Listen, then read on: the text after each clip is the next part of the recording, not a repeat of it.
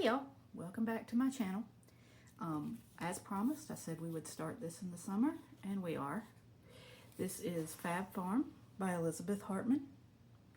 It's a sampler quilt, and it's got all these cute, beautiful farm animals on it. There's two different sizes. There's a baby quilt and a large quilt, which is 75 by 77, which is the one I'm making. So, and we're gonna do this block by block, and I'm gonna kind of go through. I've done Elizabeth Hartman patterns in the past, and I'm gonna give you some tips and tricks to help you be more successful than I was on my first ones. So first you will need this.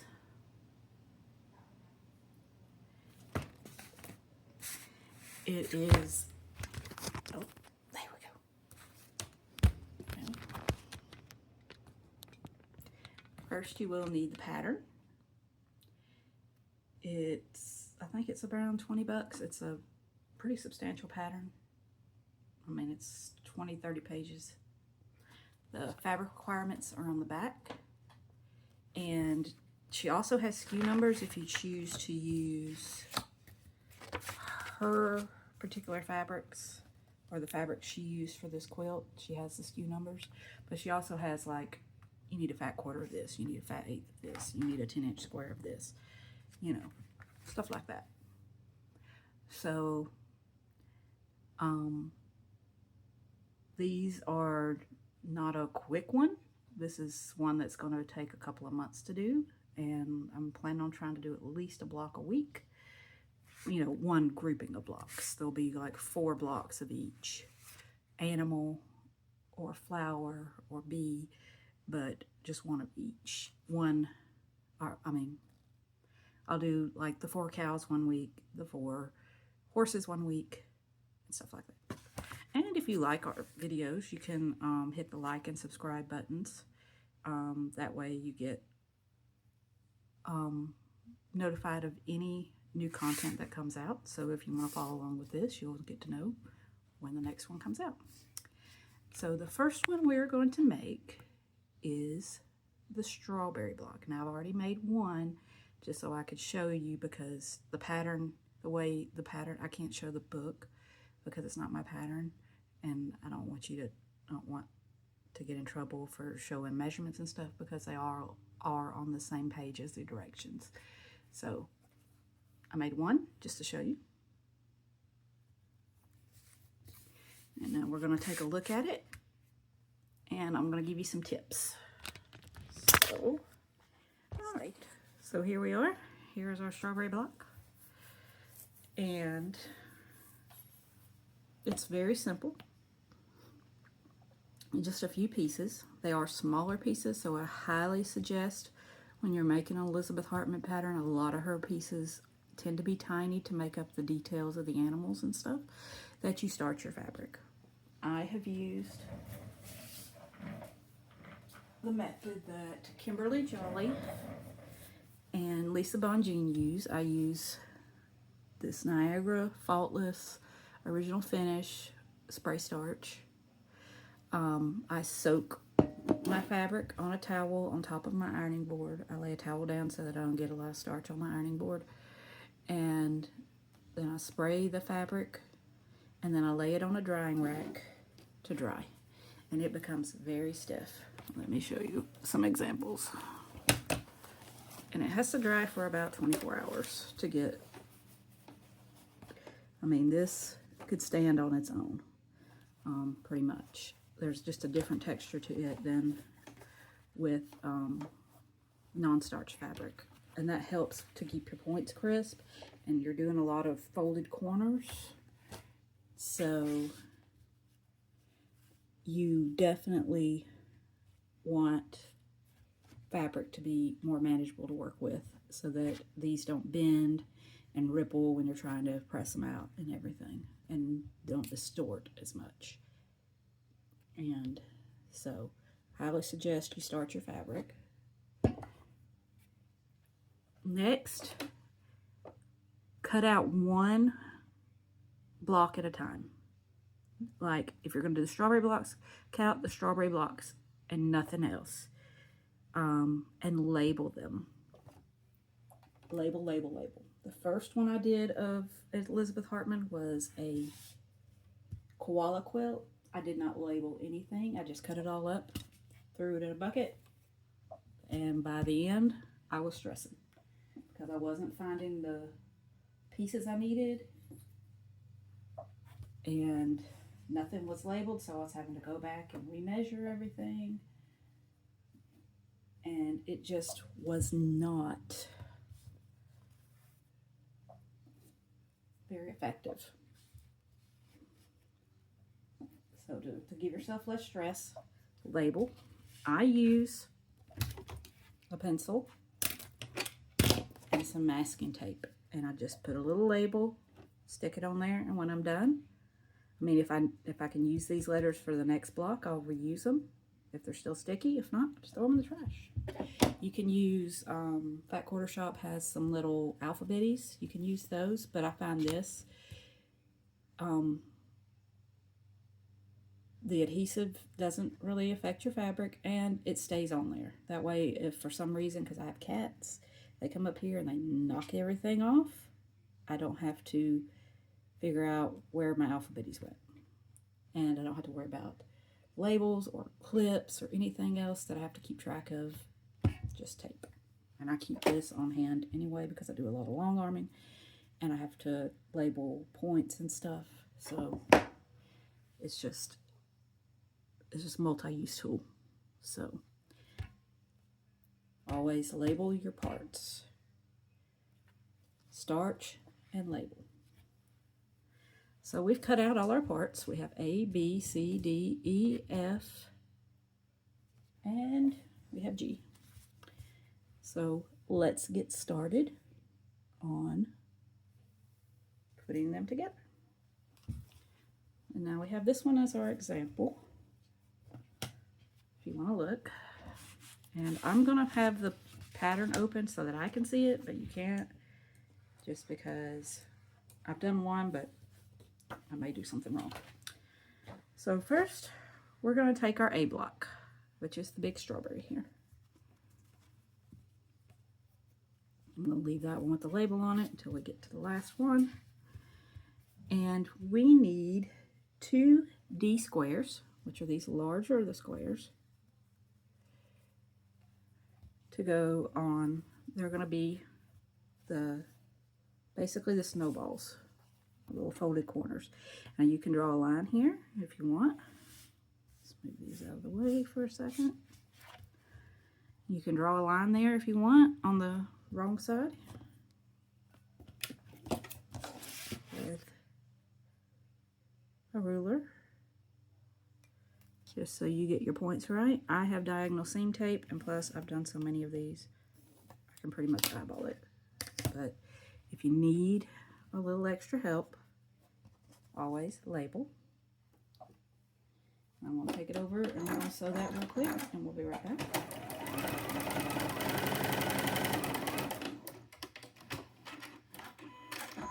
Okay, we have sewed that on there, and now you're going to trim it off. First, make sure it matches close enough. Now you're going to trim off this excess at about 1/4 inch. I always, when they're small like this, just use scissors. Just like that. That way I don't slip with the rotary cutter and have to redo stuff. Alright, we're going to do the same thing on this side. Point to point. You can draw your line. So along that line, you have to put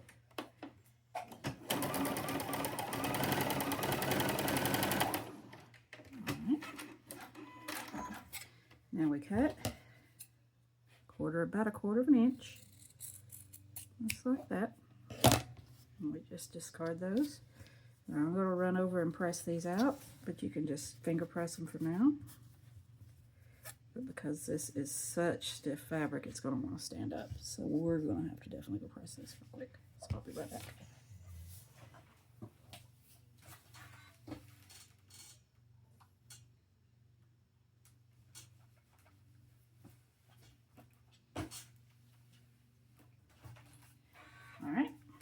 we have pressed it. It's not as flat as it could be, but it's flat enough for what we need for right now. We're going to overall press it once we're done. So we'll use this as our guide. So now we can put the F rectangles on either end of this. So we take an F rectangle and an F rectangle, and they go on the ends. So we're going to take them and sew 1/4 inch. I also recommend you have a pretty decent 1/4 inch. It has instructions on how to test your 1/4 inch in the pattern. I just taking a few scraps, sewing them together, and seeing what it come out to. As long as your seams are about consistent, mine are always a little bigger than 1/4 inch, but as long as everything is, your seams are consistent on the entire block, the entire way through, you'll be fine. It may be just a little smaller or a little bigger than what the pattern says when it should come out. So here we are. We've got those two. I'm going to press those flat real quick, and then we're going to add our G rectangle at the bottom. Just like that. But let's get this pressed flat.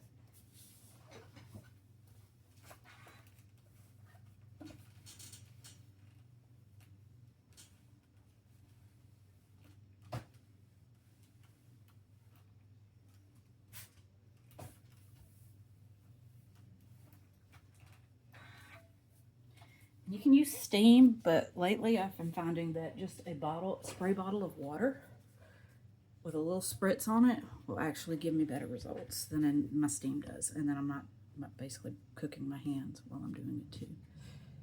So you're okay, Puppy Tut. So now we're going to add this G rectangle down to the bottom. And as you can see, my seams are a little off because it doesn't line up, and that's fine. Just get it as close as you can. I'm a little bit, just a hair off. Probably with my seam was a little off on one side, but that's okay. We're going to trim it up, square it up.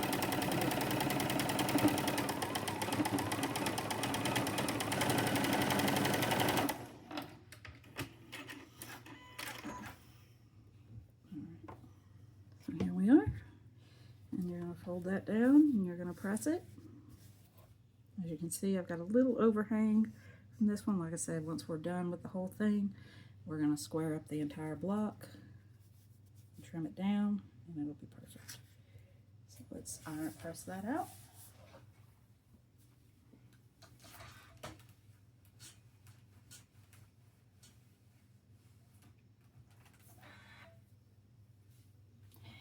All right.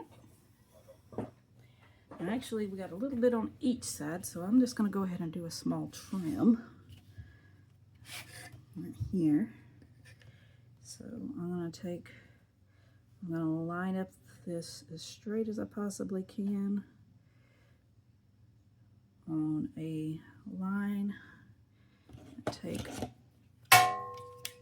my and just trim off those little extra edges. Could have been a cutting error, could have been just about anything. Just line it up as straight as you can, and those little bits off. That'll make it easier in the long run. So there we are. There's the bottom of our strawberry. Now we're going to make the leaves. We're going to set this aside, and we need to take 2 of our sea green leaf ones. This is really stiff. And we're going to do the same thing. We're going to do snowballs, but on opposite sides. So we're going to take a E, which is one of our smaller triangles, or smaller squares, and it's going to go on this side, on this right side, And then one of our B's will be snowballed on the left side. And we do the opposite on the other one. Don't do the same, where you're going to get two blocks that look the same and they're supposed to be opposites. So we're going to do the same thing. We're going to draw our lines just like that. And you can use a white chalk pencil if you have a hard time seeing the dark on dark fabrics, if you use a dark background. But I can see that just fine when I put it under my sewing machine. All right, we got that one. What we're going to do is going to take this one off for just now and just do this first one. That's it.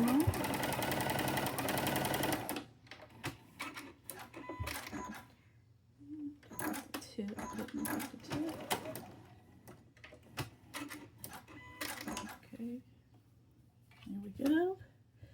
We've got that one. Now we need to do this one. So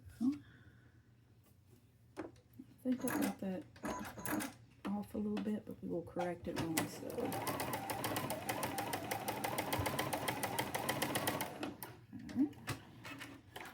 Always check to make sure you have it the right way before you cut, because once you cut you can't go back, that it looks like the picture, and it should look like this.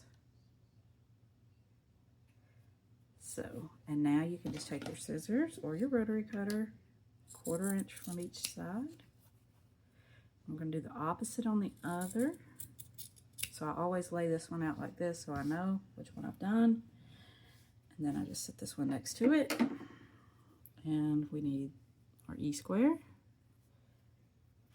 the side here, on the top left, and a red square on the bottom right. So I'll start with this bottom one. I'm going to draw a line.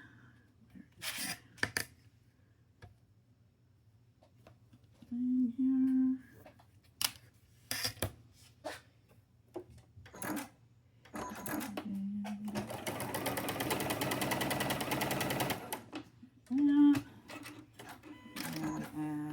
Blue square on the top left. I'm going to turn it so I can draw that diagonal a lot easier with my right hand. And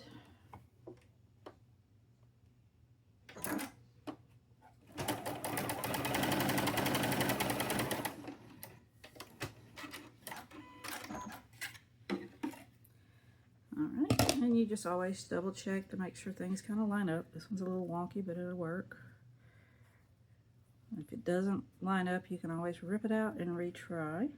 But yeah, looks like it's going to be good. And of course, take your scissors, 1/4 inch away. Make sure you don't catch that. 1/4 inch away. And discard all those pieces of triangles. They're too small to save. So I'm going to press these, and then we're going to sew these two together to make the top of the strawberry like this. And then we'll add it to the bottom of our strawberry.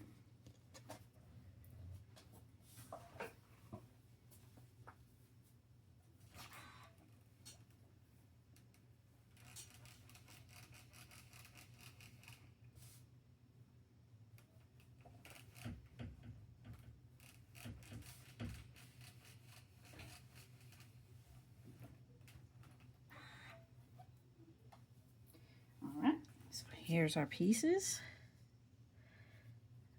They look a little weird right now, but once we put them on the strawberry, it'll all make sense. So we're gonna put them together just like so, and sew our 1/4 inch.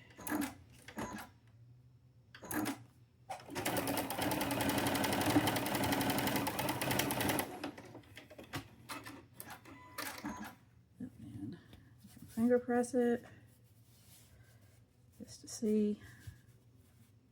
And then I'm going to press it real quick just to flatten it.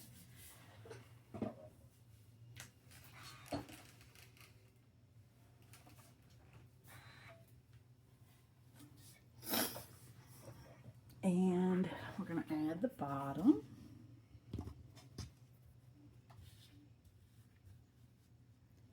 Like this. And as you can see, I got a little bit of overlap on these two. So what I do is I just center it as best as I can, because my seams may not be the same, and that's okay. We're not really going to lose a lot of points. If it's not right, you can always rip it out and try again, but it may just come down to I didn't measure the fabric.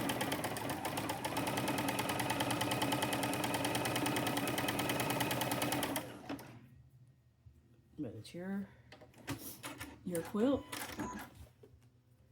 so you can choose, you know, how best to go about it.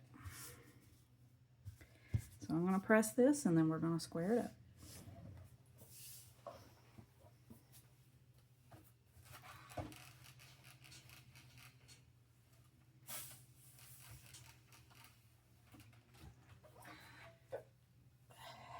Alright, now as you can see, it's a little wonky on top, but we're going to straighten that out.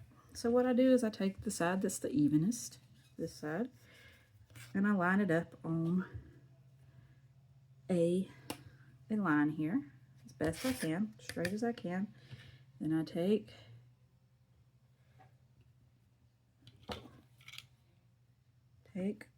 my rotary cutter and just trim off the excess.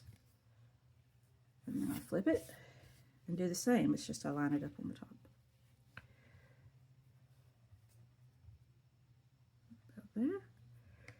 And then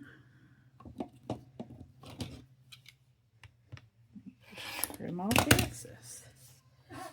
And that gives you a nice square block. And it's a strawberry. And it looks very similar to this one.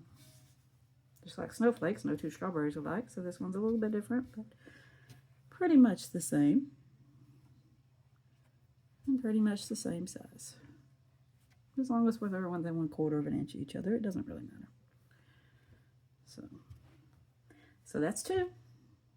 And then you just repeat the process until you get 4.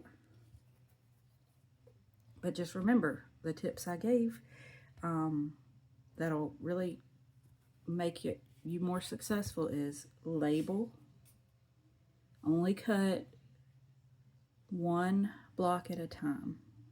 On the koala quilt, tried to cut everything at once because cutting is not my favorite thing. I'm not a very proficient cutter, and I'd rather just get down to the business of piecing. So I cut everything for every single block all at once, and I didn't label, and I was in a hurry and threw it all in a box. And that was probably the worst mistake I did. It kept me frustrated. You know, I would use wrong pieces, so I'd have to go back and cut more because I used the wrong ones and all. So it's just easier just to start and like kind of do this like a block of the month or a block of the week or the block of the day. And you start your fabric, because these smaller pieces, it will really help keep things from getting distorted. Label, label, label. And that'll make a big difference in making how easy this can go, because these are not easy patterns. I would say it's an intermediate, but it's doable by anybody if you just organize yourself and follow the directions. So here's our strawberries. Next up, we will be doing the horses. Let's see if we can show a picture of the horse. Yes, we can. Next, we will be doing the horses. There's 2 different colorways. I'm fixing to actually go starch my fabric either tonight or tomorrow morning. so that I can get started on the horses, because this block actually goes right here next to the horse's head. So then I'll have 2 blocks done, essentially. So I hope you like that. I hope you follow along in my progress. I'm really excited to get this one done. I've had this pattern for over a year, and I started collecting fabrics for it, and I'm really excited because I grew up on a farm. I'll post some pictures after this video of my parents' farm right now.